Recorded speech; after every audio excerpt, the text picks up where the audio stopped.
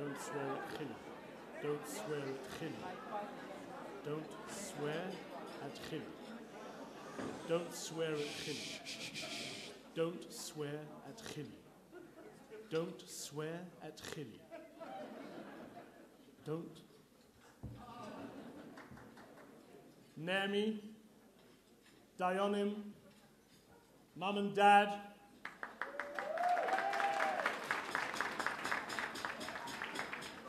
Chosen Kala. No, some must remember that. Friends, family, ladies and gentlemen, welcome to a most interesting evening where we celebrate so many different things on so many levels and balance it with this beautiful dinner. First, to commemorate an incredible life of my dear brother Zatzal. Also, to celebrate 70 years of marriage of my parents, those angesinten stark.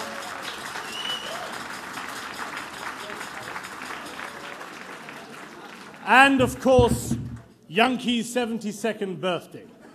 But that's for later. It gives me great honor, 73, sorry, man. It gives me great honor to apologize right now for the amount of times you're going to hear the word Fachler this evening. It's already sickened me, and I've only been sitting here for the last half an hour. But such is life when I'm standing here and you're sitting down there. It's a celebration, and that's why we are here, for all the right reasons. So now, ladies and gentlemen, if you've had time to read in your beautiful brochure, our host for this evening needs no introduction on a public level. He is number one in the Jewish Chronicle's most important Jews in this nation. His reputation goes before him in all public work. But the reason why it gives me such great pleasure and honor to ask our host to welcome you this evening is because the hours of time spent, a weekly chavrusa with Mordechai, his time that he gave during good, during the bad, and beyond, together with his wonderful wife Barbara, that is the reason why there was no other option but to ask Mick Davis to be our host tonight. So, ladies and gentlemen, I want to thank you again, Mick. You mean so much to all of us. Your host, Mick Davis.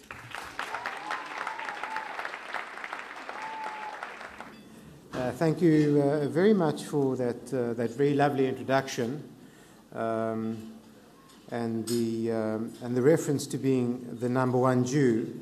I'm not sure that's an accolade that one actually wants in this town. And given the level of comment and criticism that comes my way often, I'm not sure that the views of the Jewish Chronicle are shared well across the city in any case.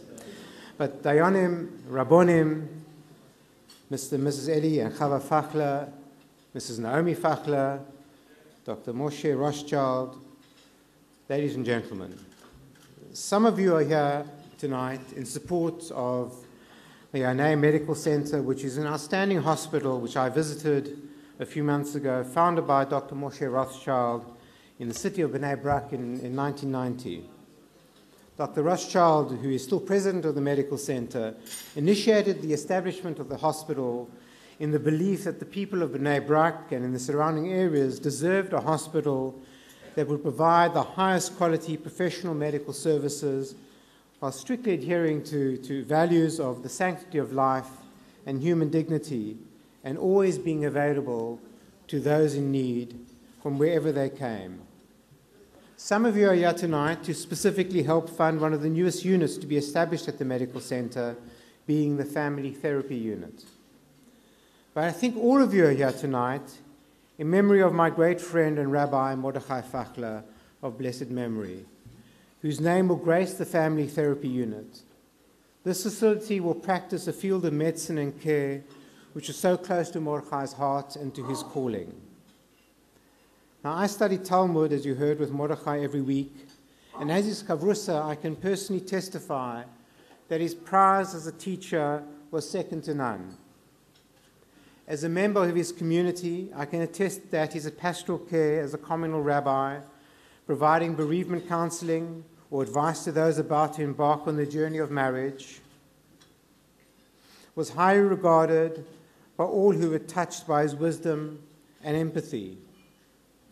His role as a therapist, helping those in crisis, which drew on his academic training as a psychoanalyst, psychotherapist, and his many years of experiences in this field, was highly regarded by his peers and deeply appreciated by those who fell under his wing.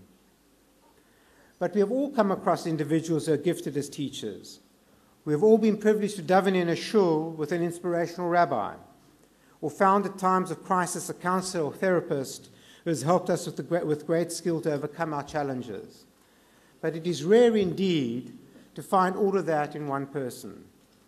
Mordechai was one of those rare people, and because of his talent and capacity, he was able uniquely to add value to all he came into contact with.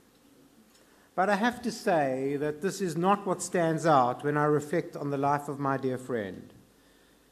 It is, I think, uncontroversial to say that Mordechai spent his life constantly strengthening his relationship with Hashem. He took to heart the mitzvah of loving and fearing God. Like Mordechai, I guess that we all in some way are in search of our relationship with God, even those of us who at times doubt our faith.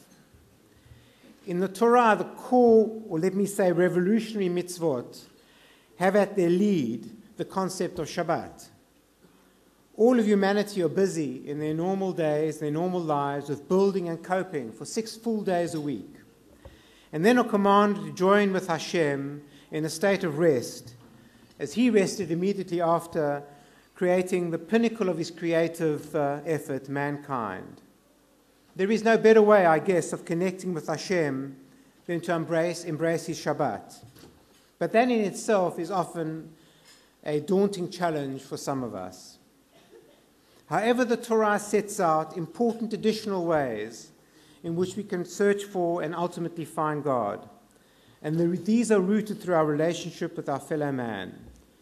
Loving one's brother, loving the stranger, seeking justice, protecting the widow and the orphan, and nurturing the poor at the heart of this journey towards God. It's almost as if the Torah is saying, find your fellow man and then you can find Hashem too. Find your humanity and Hashem will be with you. Mordechai understood this so well, and his life and his accomplishments reflect this. What stands out for me, therefore, when I think of Mordechai, was his essential humanity. As painful as we all feel his untimely passing, this knowledge about who Mordechai was must be a source of pride and comfort to his dear parents who are honored by this dinner tonight, his wife Naomi, whom he loved beyond words, his children and their spouses, and his grandchildren from whom he received great nachas, and his siblings, all his family, and us, his friends. So my wife Barbara and I are very pleased that you've been able to join us this evening in support of a great cause, in honor of a revered couple, in recognition of great contributors, and in memory of a wonderful man whose life we were blessed to share, and in whose merit we will continue the task that Hashem asked or set for the Jewish people when he called on Abraham and Sarah to start a journey and to be a light unto the nations of the world. Your support tonight of the Mordechai family, Fachler family therapy unit is a fine opportunity to send out a message that we are still part of that ancient and divine mission.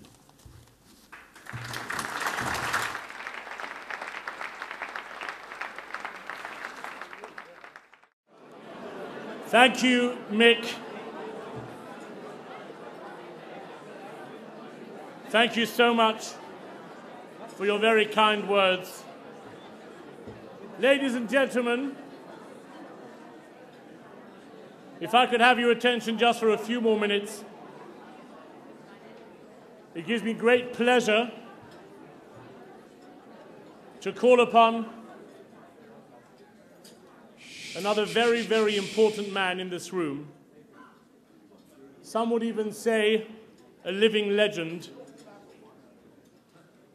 Someone who came over 40 years ago from Switzerland to Eretz Yisrael, and since then has been tending to so many people, including so many of the Gedolei Hador and their families.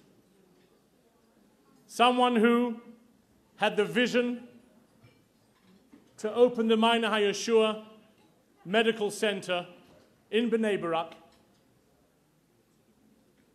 and for nearly a quarter of a century has revolutionized medicine for the Bnei Barak and the wider community. It is even a greater surprise that he's not flying somewhere at this very moment. Only last week, Professor Dr. Rothschild gained 4 million miles with El Al, which now allows him a free trip to the Bahamas, which I'm sure he will go on because he will find some benefactor there and make more money for the Mayanei Hayeshua Medical Center.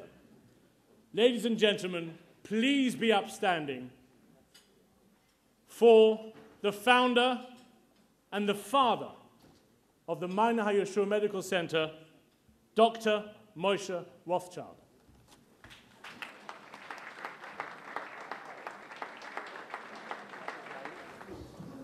Morai Rabotai, it's a chutzpah that an Amoritz like myself is talking before the very well of to die in Ehrentreu. I only do it because when Rabbi Aaron talked, I have nothing to say anymore. So it took me first. My very dear Rabbonim,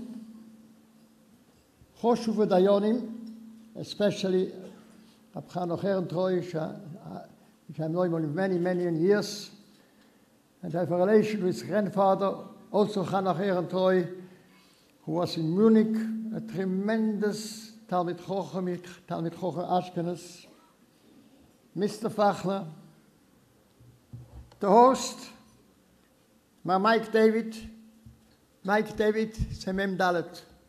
Mem Dalet is 44. Af, the Tate, is Shalosh. Aim is 41, together 44. This makes Dam. But this HaKadosh Baruch Hu, das Reshutim, comes, then it's Odom. HaKadosh Baruch Hu comes. So the host of today has an understanding for Dam, understanding for sick people. I have also to greet many, many other friends, between others, my Arnold Cohn, who helped us tremendously in the hospital and enabled us to build the cardiac unit. Mr. Weinstock, which I would invite on Rosh Hashanah to come in his dialysis unit. We had Rosh Hashanah full from all other hospitals because we are working Rosh Hashanah. We are working on Shabbos because to save lives, it's mutter. There was a very big AF based in London. The very, very famous Dayan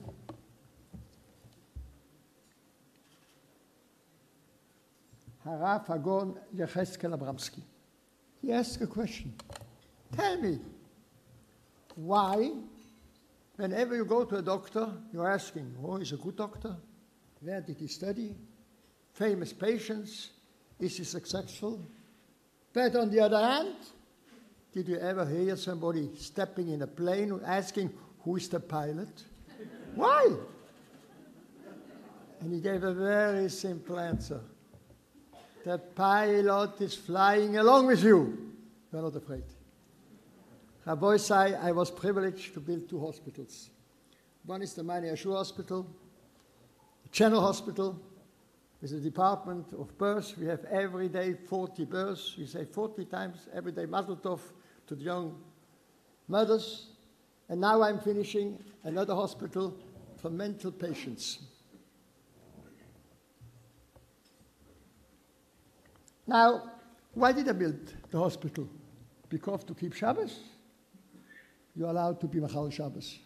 To save a life, there's no Shabbos, if it's necessary. Kashrus, kosher, afilu bli kedasha, you can also give if it's necessary for the... But why did we build the hospital? To honor and to sanctify life. That's the only reason. On the beginning, we had big discussions with bigger and better hospitals than mine. Tel HaShomer, Bellinson, Ichilov. But now they know. Our goal is life. To value of life. So they are sending us old patients. 9 years. Tatel, genug. 90 Jahre hast du schon gelebt. Why? What do you want? We take him. It's our father, our mother. And they're coming in a very bad situation. And very often they go home on their own feet. Because, what is the reason? First, the doctors are flying along. And secondly, as I told you, only to honor and sanctify life. Same thing we have also at the beginning of life. We have a newborn, 500 grams, half a kilo sugar, and no chance. And Baruch Hashem, today we can help. We have hundreds and hundreds of new prematures that we, with God's help, saved, and they are normal children. Now, I want to talk very short. I don't want to talk too long. I came today from America, so I had time to prepare my drosha, so it's longer than the one who came just from home. So, why did I build also on building now the other hospital for mental patients called Marbedas? You're asking me, being 60 years in medicine, what's the biggest progress in medicine?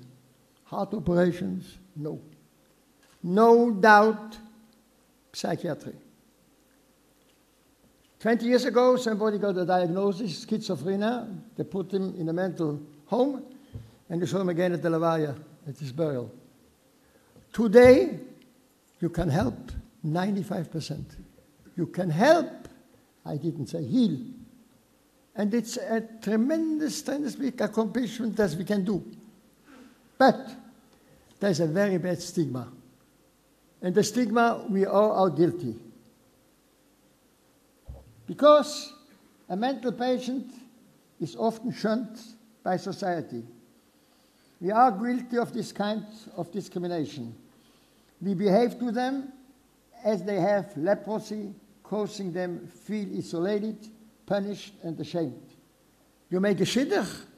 Oh, the second cousin has schizophrenia. Out of question.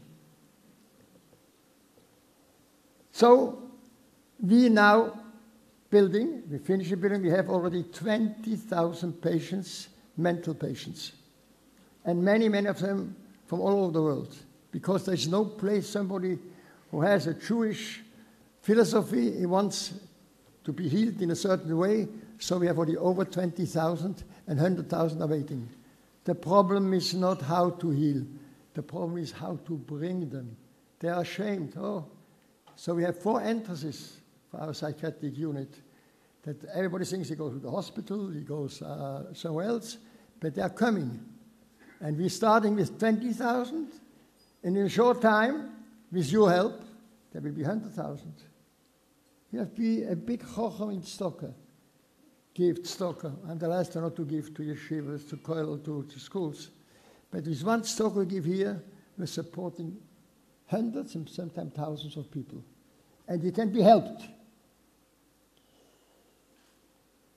That's why I devoted myself to build Marbedas, and the evening today together with the wonderful family Fachler, is to support this new building, who just needs another couple of months and a couple million of dollars to finish, and then we also will hospitalize. We have already a day hospital, Baboker Hibo, Uberev Hishovo, but we will not have hospitalized, and this will be possible.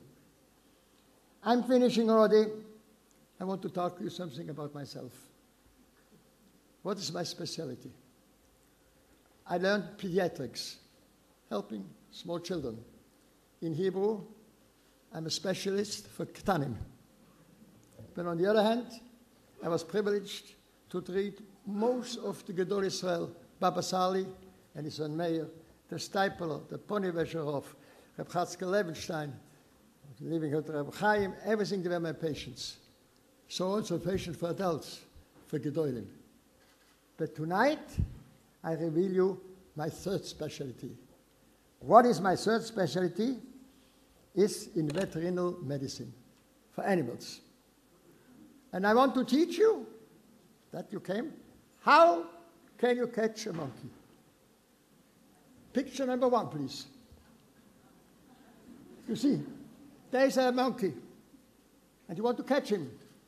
You put the bottle with a small neck and put some nuts. He puts in his hand, and he would never open it. You're killing him? I don't care. I have the nuts. I will kill you? I don't care. He will never, never open his hand. He doesn't know what it means to open his hand. Why? Because he's a monkey. But we, human beings, are different. Picture number 2. You see, this gentleman, he knows to open the hand. He's giving. He's sharing the nuts. He's sharing the money. And he's helping the hospital. So this man saves his life. And at the very end, I want to finish with the Torah.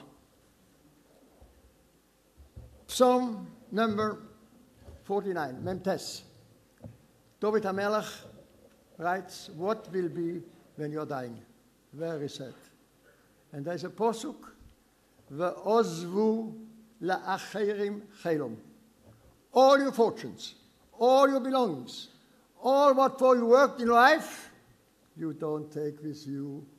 Ve'ozvu la'acherim chelom. Everything is left.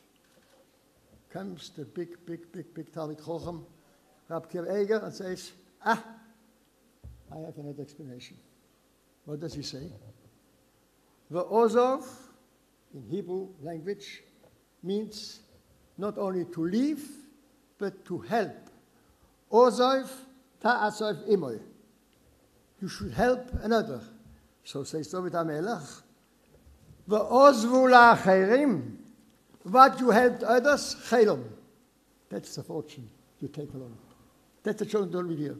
Helping, sharing, giving the nuts, the money to others, this you take along with you. My Rabbi say, I'm finishing. Let us open tonight our hands. We are not monkeys. From Abidas, the mental center of Mayanei Hayeshua, enlarging and investing in your future. We still have possibilities for dedicating department rooms or even the name. We can also, somebody's interested, I will be a couple days here. Somebody wants more details can contact Mr. Fachler. I would be happy to meet him. What I'm wishing you, I wish you all health to the ripe old age of 120, overloaded a wealth of fortune, and privilege to be part of those who are ve'ozvu la'acherim chelom. Rabbi Say, you have been a wonderful public. Toda.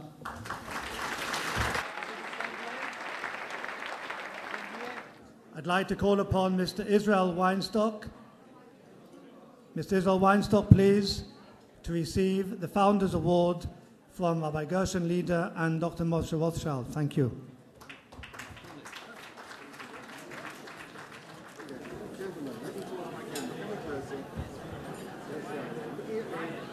Hiya. No, downstairs. Downstairs. One second. Gosh. Founders Award, Otam Yastim, presented to Israel Weinstock on behalf of the Dina and Philo Weinstock Charitable Trust for ongoing magnanimous support of Mayanei Hayeshua and other hospitals in Israel, and a huge example to others to follow. Mr. Weinstock, thank you very much. Thank you. Thank you. Shkoyach. Thank you very much. Thought I was going to get an Oscar tonight, but this will do nicely. Thank you very much. Right. Dayanim, Rabbanim, Dr. Rothschild, the Fachler family, Mick and Barbara Davis, ladies and gentlemen, my wife Susan, my children. This is like an Oscar presentation. On behalf of the Dina and Fela Weinstock Trust, I would like to thank you for the award you have presented to me. The Weinstock Trust has been supporting Mayanei Hayeshua Medical Center for the past 3 years, as it is a wonderful hospital and the ethics of the hospital are close to our hearts. It provides medical excellence in its care of mother and child throughout the community of Bnei Brak, without compromising the religious and spiritual beliefs of the community. I believe its success will continue due to the excellent team of dedicated doctors, surgeons, nurses and staff, as well as its cutting-edge technology, which makes it one of the most advanced hospitals today. Mayanei Hayeshua is a small medical center and may not have been as widely known and high profile as other hospitals. But after today, we hope that will change, and with all our support, Mayanei Hayeshua will be put firmly on the map. May we all be privileged to witness the fulfillment of the words of the prophet Yirmiyahu. Hineni malela arucha umapei urfatim v'gilati lahem ateret shalom ve'emet. Behold, I will bring to it health and healing, and I will heal them and reveal to them abundance of peace and truth. I hope the hospital will go from strength to strength. Mechail el Chayil. Thank you once again for the award. Please stay here on the podium. Thank you. I now, for the second award this evening, I call upon the representative of the Cohen Arnold Charitable Trust, the Haydn Charitable Trust. I would like Mr. Arnold Cohen to come forward, and if he doesn't, then he's sending his son Moshe.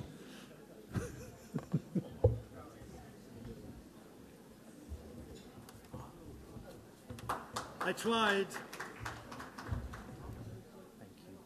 Golden Heart Award, Otlev Azahar, presented to Arnold Cohen on behalf of the Alex Haydn Charitable Trust.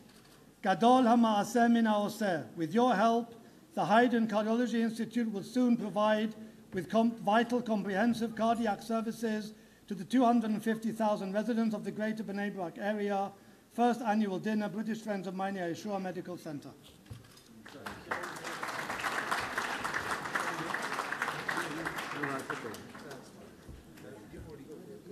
You're right, put it in front. No. Okay. Okay. It's getting busier and busier on this podium. Okay. Somebody will be kicked off. Let me just say my Okay, so good. Thank you on behalf of my partners at Cohen Arnold, who are trustees of the settlement. I would like to thank you for the presentation. The settlors, Mr. and Mrs. Haydn, were genuine philanthropists who helped a number of hospitals and medical facilities. Zichronam livracha, may their memories be blessed. On a personal note, as a native of Bnei Brak, I would like to express my appreciation and my gratitude to the hospital, to Mayanei Hayeshua, for the service it provides. Thank you. We have a very special guest. Our third and final presentation this evening, the very first honorary president of British Friends of Mayanei Hayeshua, Dayan Hanoch Erentroy Schlitter. Please come to the podium.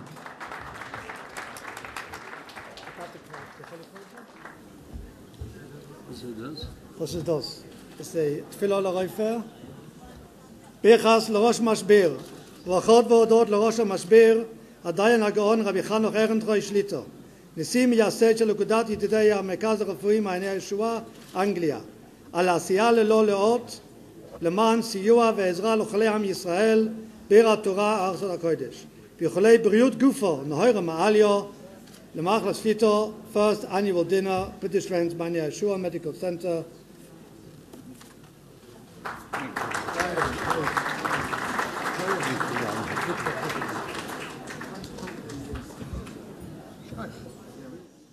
Mr. Chairman, Dr. Rothschild, our host and hostess, ladies and gentlemen, I must say, I don't know why I deserve a plaque, and on the other hand, it gives me an opportunity to say a few words. And I want to say something which I've wanted for a long time. Dr. Rothschild, Moshe Rothschild, has done something miraculous. He has created a hospital in Bnei Brak which caters not only for the Bnei Brak community, but all the surrounding communities as well. Now, when I say it's something miraculous, I mean every word I say. He had a vision. He had a dream. And there are many people in the world who have dreams, but usually dreams fizzle out and nothing happens. He had a dream, and this dream became a reality. And I just want to tell you a little story. The Ponivesher Rav, Rav Kahneman, Zecher Tzadik Livrocha, who built the Torah world in Bnei Brak, he also had a dream. After the Second World War, he came to England and he told the community that he wants to build a Torah university in Bnei Brak. And people looked at him after the war and they said, Hine bala chaloimus bo. This is a dreamer. He's got a dream. Dreams mean nothing at all. And he was not successful. The next year, he went to South Africa. And they had Balabatim, who came from Ponivesher, and he started building. And the next year, he came back to England. And then the yeshiva of Ponivesher was already standing, and people saw that his dream was not just a dream, it was a reality. And somebody came up to the Ponivesher Rav, and they said to him, you know, most people dream and nothing happens. How is it? You're a dreamer, and your dream became an actuality. What's the secret? And he said the following, most people dream when they're sleeping, and if you sleep, you do nothing, and therefore the dream fizzles out. I dream, aber ich schlaf nicht. I don't sleep. I put my heart and soul into it to see that the dream should become a reality. And that is my secret. Dr. Rothschild is a dreamer. He had a great vision. And he's built something fantastic. I've been to the hospital myself on a number of occasions, but on the last occasion I was there, something unbelievable. This is a dream which became a reality, but only for one reason. Because Dr. Rothschild does not sleep. He puts lev v'nefesh into his vision, into his dream, that it should become a reality. And my bracha to him is, you should go from strength to strength, and the hospital should grow and become even bigger and cater for more Yidden, and in Mitzvah Hashem, it will be a Kiddush Hashem. I would just want to say at the same time that I knew Rab Mordechai Fachler, Zecher Tzadik Livrocha, a great man, a great rabbi, but his special characteristic was he cared for others, and he gave his heart and soul for other people, not thinking of himself, and sometimes even to the detriment of his own family. And I can say, great man, and if one has dedicated a certain unit for him, Yehi Zichai Baruch. Last but not least, let me wish a mazel tov to the parents, to Rabbi Eli and his good lady on their 70th anniversary of their wedding. I must say, I was in Germany recently on Kristallnacht when Mr. Eli Fachler spoke something fantastic, emotional, Dvorim Shevalev, what he experienced on the night of Kristallnacht. And I won't forget it. My bracha to him is that he and his good lady should have many years of good health, happiness, nachas from children and grandchildren, and we, all of you, have come here to support Mayanei Hayeshua. This is the greatest chus you can have. VaKadosh Baruch Hu should give you bracha v'atzlocha b'chol ma'asideihem, blessing and success in all your endeavors, and you should only have nachas from your children, grandchildren, and family. Thank you very much.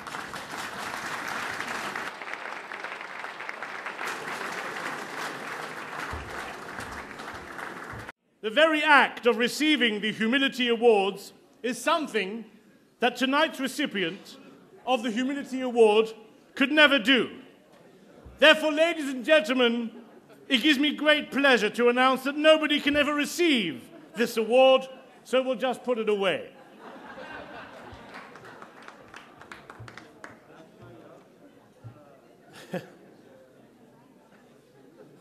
You know, my great-grandfather, just before he died, he said to me, "You selfish boy." So I became a fishmonger.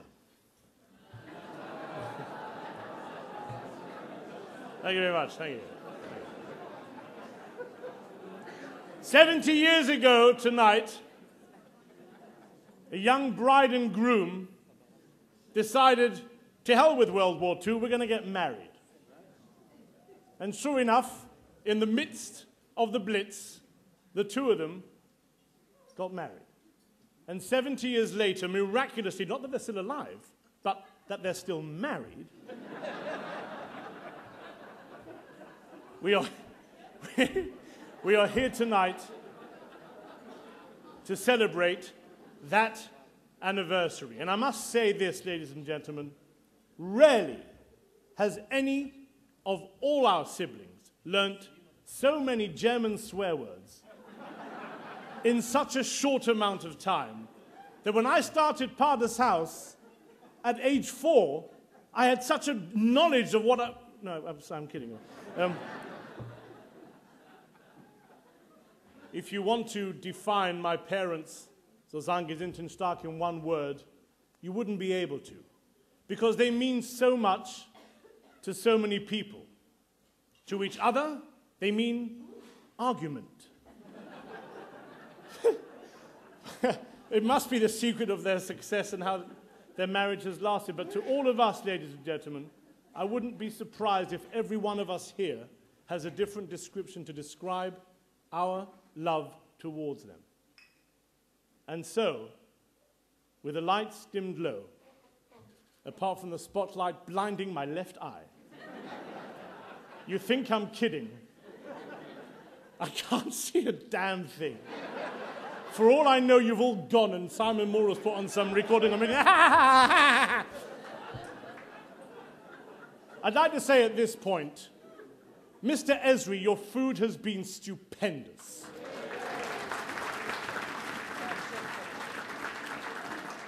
so I'll say it. Mr. Esri, your food has been stupendous.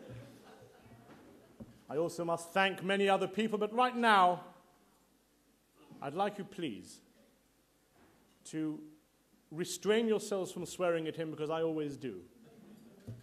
He is, I would say, my 14th favorite nephew.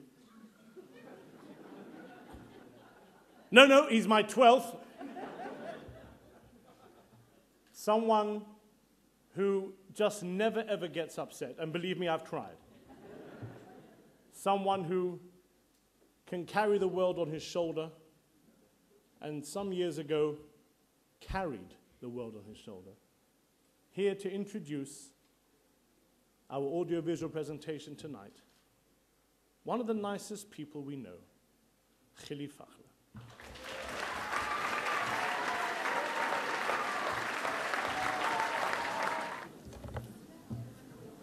My father, Rabbi Mordechai Fachler Zatzal, was a man of many dimensions.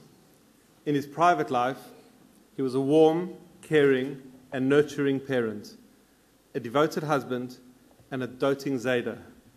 He served as a guiding light and a personal example to all of us on how one should live one's life. Professionally, my father was extremely talented, a respected rabbi, thinker, and teacher. He was a great Talmid Chacham, an inspirational speaker, and a master educator. He is sorely missed by his community and the organizations that he worked in and helped to build. Yet, in my opinion, all of this was not his main legacy.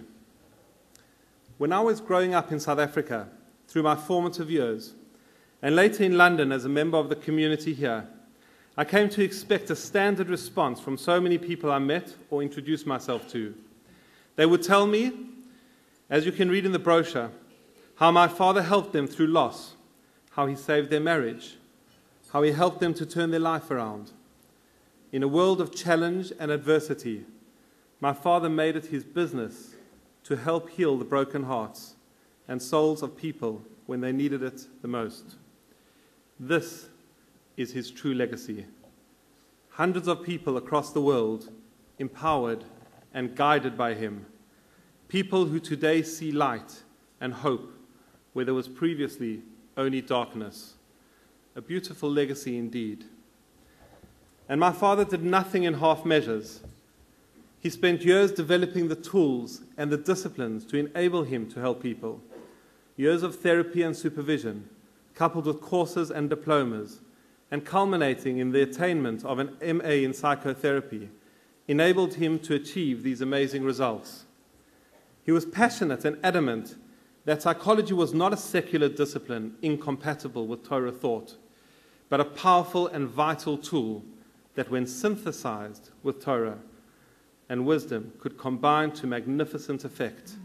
He spent his life to this end, particularly within the Haredi community, a community crying out for help to break down the stigmas and preconceptions associated with psychology and therapy. On the day he fell ill, my father was on his way to Paradise Grammar to help some boys who were experiencing extremely difficult times. From there, he would have driven to Stamford Hill, where he would have been in back-to-back therapy sessions until late at night, helping members of a community that had nowhere else to turn. That day, he never made it to either. Instead, he spent many hours on the operating table, and following 2.5 years of an extremely difficult illness, he was returned to his Maker. Since then, my father would likely have helped hundreds of children throughout their schooling career. He would have helped hundreds of people cope with the bereavement, marital distress, or maybe just given them the tools to handle the day-to-day pressures of their lives. Along with us all, these people have missed out immensely by his premature passing. But I believe that the breakthrough in attitudes, pioneered in no small way by my father, had started to take hold. And with Hashem's help, many more qualified therapists from within the mainstream Jewish community would have started coming through the ranks. When my Uncle Chaim approached me about the Mayanei Hayeshua Family Therapy Center, the connection was obvious. An institution that services a frum community, traditionally skeptical about psychology, manned with and run by psychology professionals, aimed at breaking down the stigmas and preconceptions, and using that same pioneer spirit to not only do what they have become famous for, such as bringing children into the world and treating the sick, but to also use it to heal broken hearts. As you would have heard, the unit is up and running and helping hundreds of people out of prefab clinics, and the shell of the permanent building is already built. The completion of this building will bring a step change in the number of people that can be seen, treated, and helped. There is absolutely no doubt in my mind that every extra person that is guided out of darkness and despair into light and hope will be as a chus to my father's memory and all that he stood for. It will enable his legacy to live on, a legacy of care, a legacy of compassion, and a legacy of love. Ladies and gentlemen, please focus your attentions on the screens around you. I give you my father's legacy.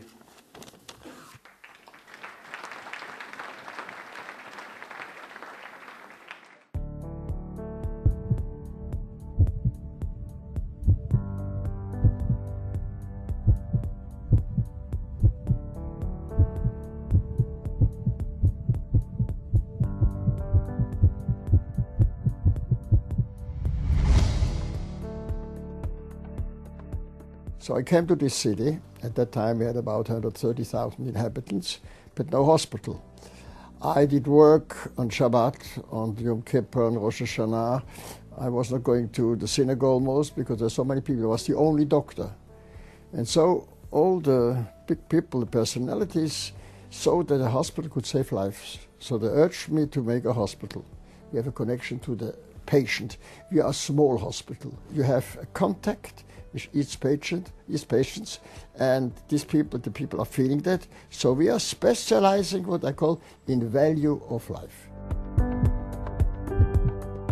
I've been here for the last 9 years and watched this hospital growing from a very small facility, basically a maternity hospital with elements of internal medicine and surgery.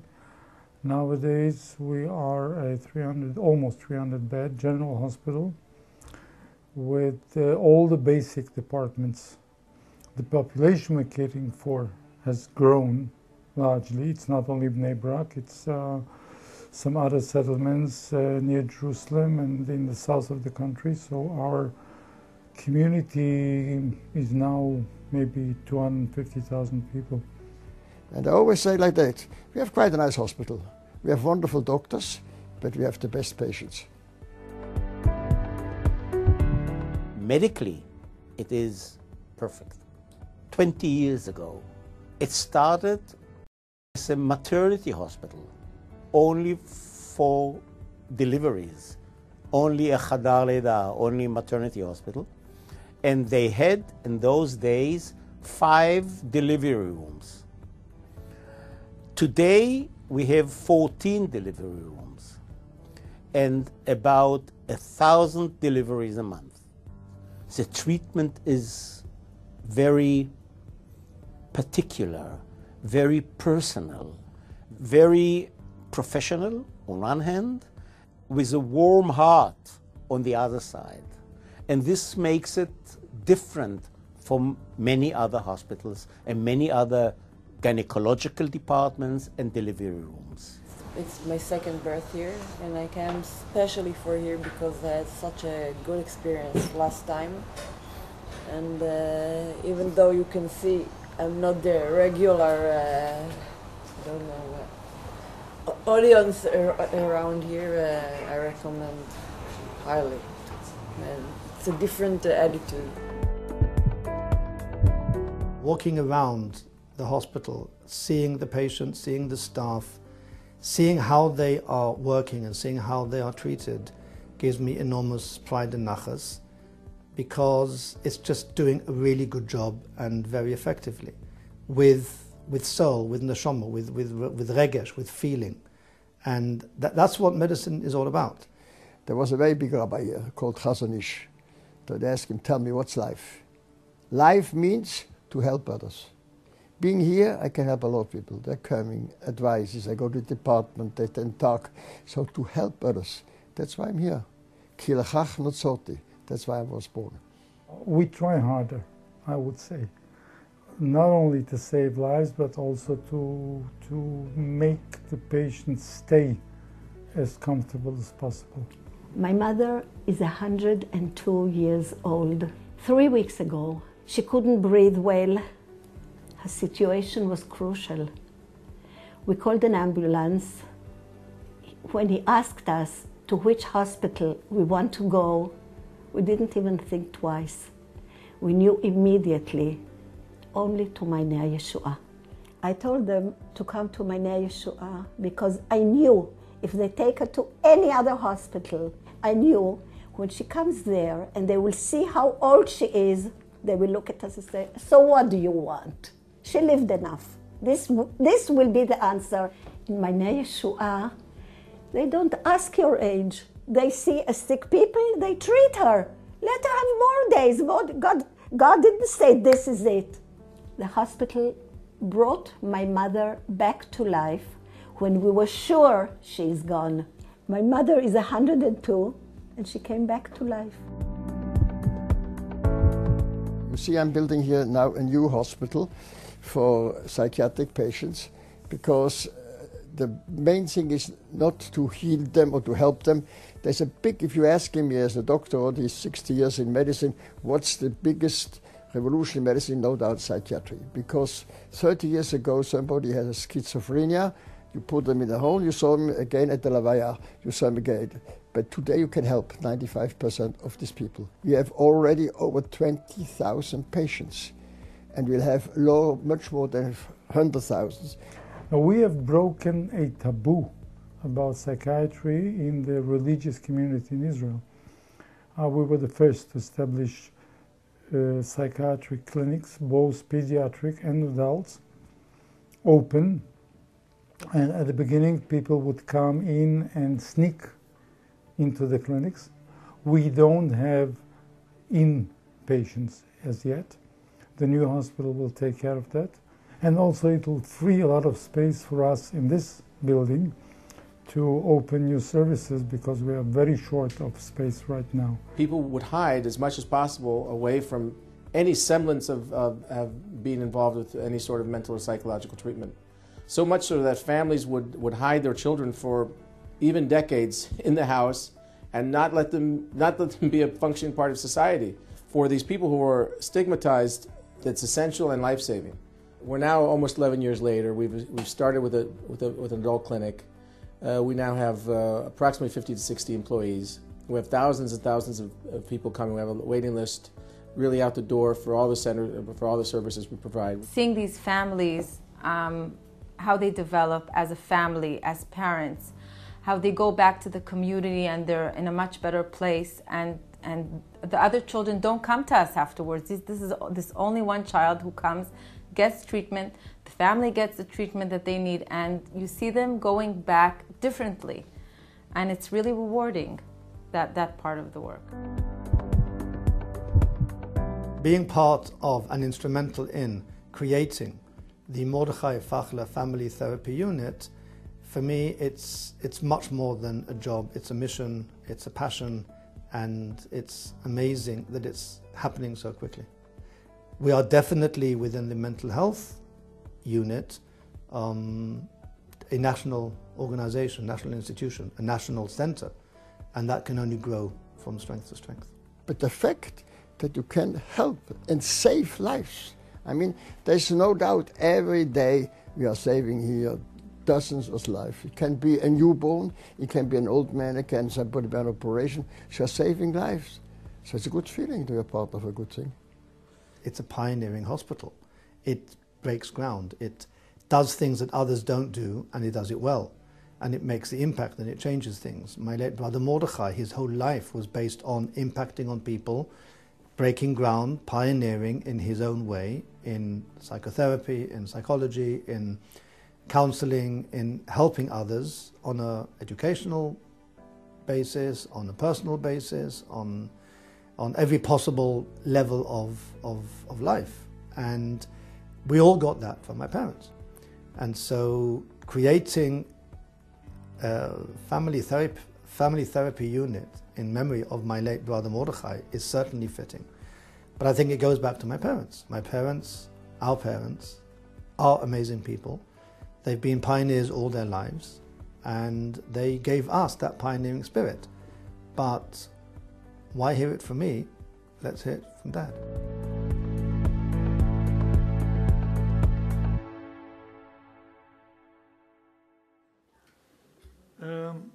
The lights are too blinding and I can't read my notes. Right. Friends, around 25 years ago, I was instrumental in helping to organize a similar function. And the guest of honor was the icon of Chazanut in London at the time, the Reverend Shimon Hass, from Great Portland Street. His fame was worldwide, and we lived in Letchworth and made an annual pilgrimage on the first night of Slichot to go to midnight Hass.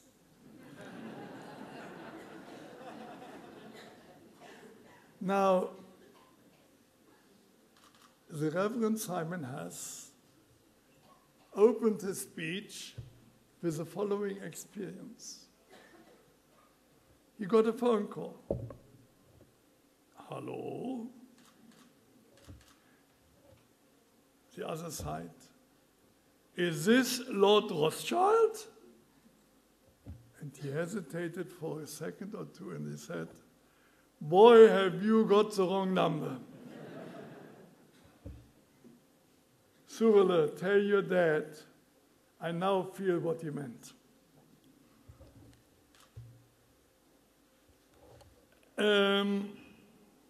However, there is a part of me that fully deserves the recognition, the appreciation, the honor and the accolade for tonight. The side of me that helped widows and orphans, the side of me that looked after Yeshiva Bochum, the side of me that looked after Cambridge students, 3 generations of them, with food and board, the side of me that got young ladies under the chuppah, and the side of me that walked into the registry office at Folkestone on the 1st of December, 1944, exactly 70 years ago to the day, to change her name from Eva Becker to Eva Fachler.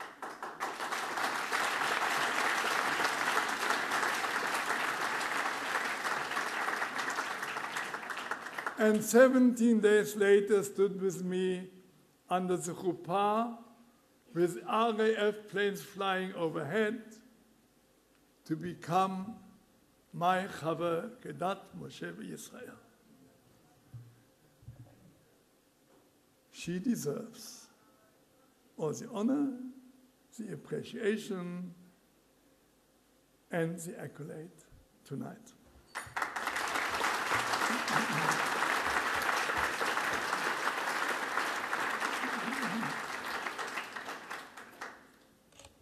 Just over a year ago, I was called to Berlin, where I was born, into the synagogue that used to be my shul, where I grew up in that building where there is now a rebuilt shul, yeshiva, kindergarten, etc. It was done under the auspices of the Conference of European Rabbis, and present were about 300 rabbis from all over Europe, the chief rabbi of Israel, the chief rabbi of Moscow who spoke, and of course our own Dayan Ehrentreu, whom we heard earlier, and who gave Divrei Torah at mealtimes, and also the Ministry of the Interior of the Bundesrepublik, with other dignitaries from the state. And the last speaker that evening was the president of the World Jewish Congress, Ronald Lauder, or Lauder, depends if you're Sephardi or Ashkenazi. And he gave a speech with a leitmotif, with a phrase, a central phrase, that stuck in my mind of such an obvious truism, and yet not always mentioned. And he said and repeated, "What do Jews do?" And he said, "Jews build." He is very instrumental in rebuilding communities in Germany with Russian immigrants. What do Jews do? Jews build. A couple of months later, I had the honor and privilege to accompany Diane Ehrentreu to Bnei Brak to visit the hospital of Mayanei Hayeshua. I'd heard about that place a couple of times as a little maternity unit, and what we saw left us open-mouthed and aghast. A modern, large hospital, departments, cardiology, internal, ears and nose, everything, and being associated in parallel with those large teaching hospitals like Tel HaShomer and others. We were very impressed. Rewind 52 years to 1961. The first opportunity Chava and I had to visit Eretz Israel, to reunite with her family, whom she hadn't seen since Germany 30 years earlier. We took the opportunity to visit our Chevra from the Achshara Kibbutz Bakim, where we were married. The Chevra that managed to go to Eretz Israel straight, it was still Palestine, straight after the war, to found Lavi and join Tirat Tzvi. We made our hazardous way. In those days, Israel was partly Jordan, partly Egypt. We had to change buses in Apula, but we got to Tirat Tzvi, where we stayed for a couple of days. And there, I was overcome with a certain feeling, thoughts. Looking at the fields, smelling the flowers, the fruit trees, the refet, the lul, and the factory, and I could not help thinking, if only we would have had the chut to join our Chevra straight after the war, we would have been part of having built such a place in Eretz Israel. Fast forward to January 2014 and the visit to Mayanei Hayeshua. When we saw it and saw what it really became, as Diane Ehrentreu said, a man had a dream, a team had a dream, and there we saw the fulfillment of that dream and the ongoing work in fulfilling that dream. On the other side of the parking place, there's a building opposite the hospital. And we were told that building is designed in order to help families with mental problems and individuals. There is a small unit for outpatients now, but it should be enlarged. Our son, Harav Mordechai Marcus Fachle, Zechrono Levracha, You heard from other speakers as well. His life's work, his fulfillment was helping others in the way of counseling individuals, families, bereavement. What greater legacy can there be than having his name perpetuated, his work continued in an even larger scale than naming that unit the Family Therapy Unit after Harav Mordechai Fachler.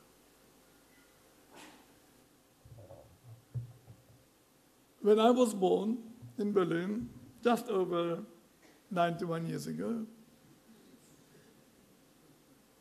I was given a German birth certificate in the Standesamt, the registry office, with the name of Eli, E-L-I, Eli, whatever you like.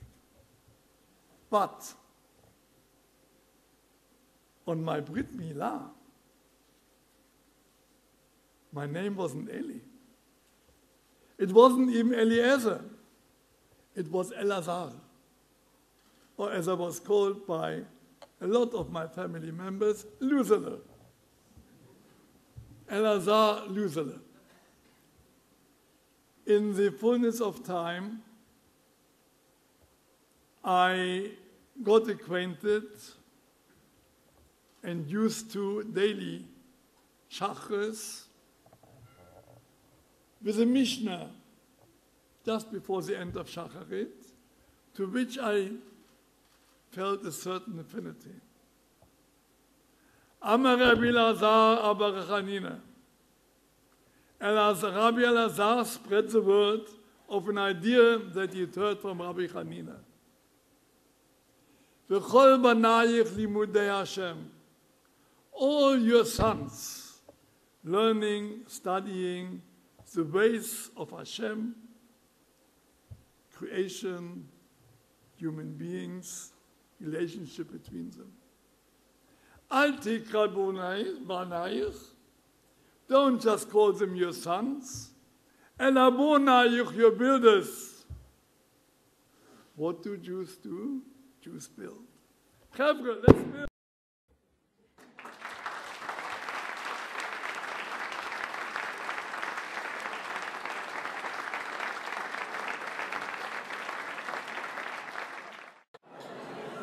Ladies and gentlemen, I've always wanted to say this from the podium. The coach to Gateshead is leaving in 5 minutes. Thank you. Ladies and gentlemen, we'd like to draw this wonderful evening to an end, but I think we can all say, ladies and gentlemen, I think we can all say that we have found the secret ingredient that guarantees a good dinner. And that, ladies and gentlemen, is Dad. Daddy, you are amazing.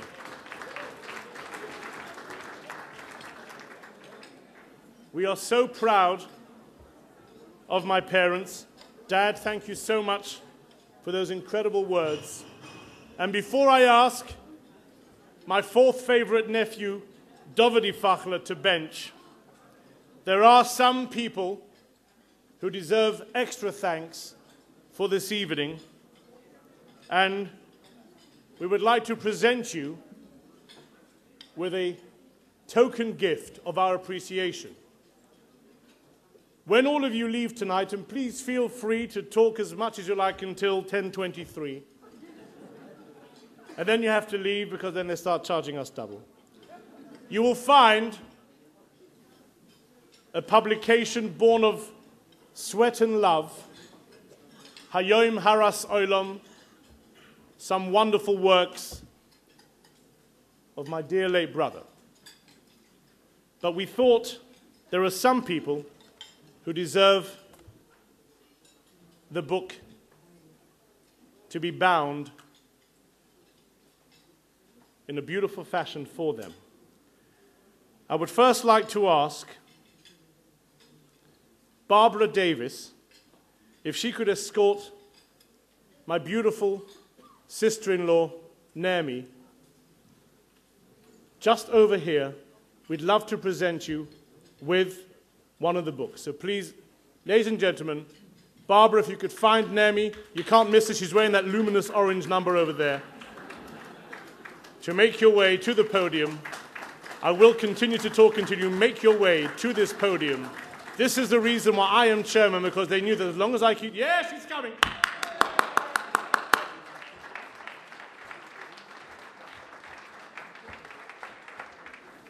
The next vote of thanks, of our gratitude, is someone who from a very early age had the privilege, and can I say, Mr. Dangor, I'm sure my late brother had the privilege of also studying with you.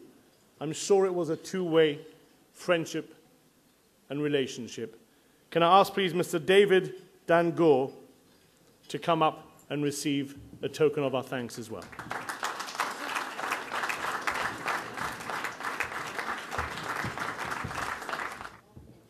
And finally, and with this, we finally can mention our extension in Manchester, those wonderful, wonderful Lopian family.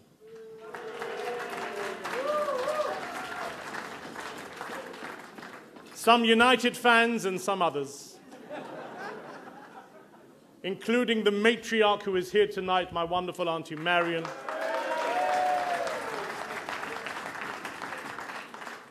Yes, I mentioned her name. That's another £10,000. Thank you very much.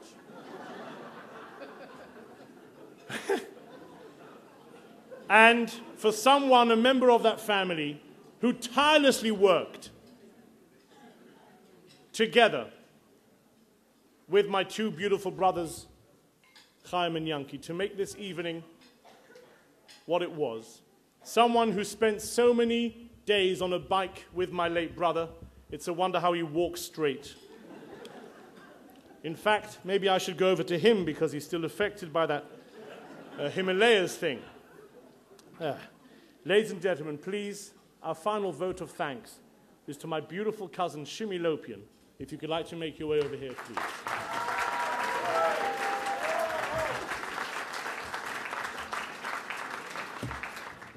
And now,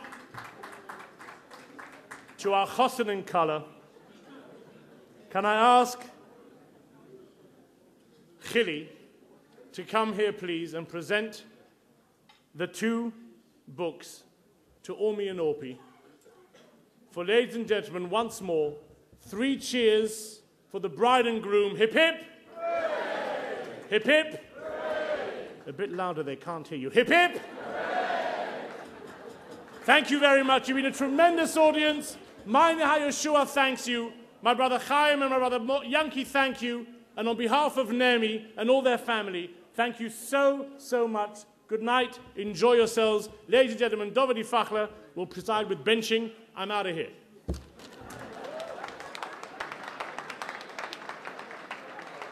אחד לפני ברכת המזון, שלא יגידו שיש בית חולים במדינת ישראל ולא אמרו כמה מילים בעברית. אני צריך להיות שבוע הבא אצל יאיר גרמן, והיא תשמע מזה שלא דיברו שום דבר בעברית, שאני אוכל להגיד לה שכן דיברו בעברית. אז אני רוצה להגיד תודה רבה למשפחת פחלר ולמנחה המצוין, עוד לא שמעתי מנחה כזה בעולם, הייתי כבר הרבה אירועים. ואני רוצה להגיד מילה אחת, שבוע שעבר אמרנו בפרשה שיעקב הרים את האבן מעל פי הבאר כמו שמרימים פקק מעל הבקבוק. אז זה עשה דוקטור רוטשילד כל השנים, ובוא נעזור לו כל העדרים ונרים ביחד את הפקק הזה ונרים את הבית חולים ונאספו כל העדרים וביחד נרים את הפרויקט הגדול הזה. תודה רבה לכולם.